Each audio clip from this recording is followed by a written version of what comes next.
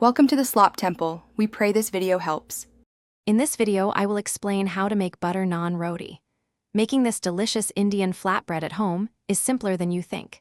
You will need basic pantry staples like 2 cups of all-purpose flour, 1 teaspoon of active dry yeast, and 1 teaspoon of sugar.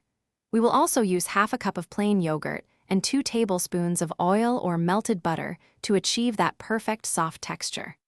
Let's get started. First, activate your yeast by mixing it with 1/4 cup of warm water and 1 teaspoon of sugar. Let it sit for about 10 minutes until it becomes foamy.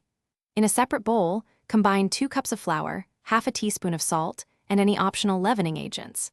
Now, add the activated yeast mixture, half a cup of yogurt, and 2 tablespoons of oil to the dry ingredients.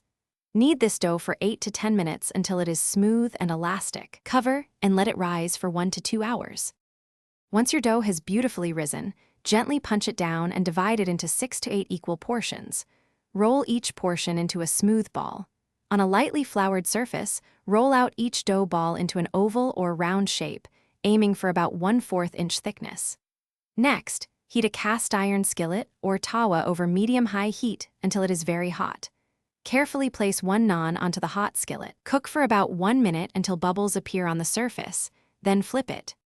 After flipping, cook the naan for another 1 to 2 minutes until golden brown spots appear on both sides.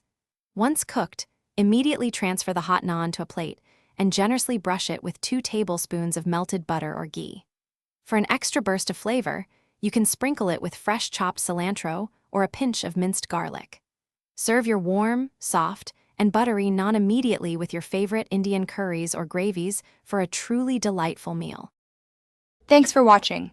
Consider subscribing if we helped you.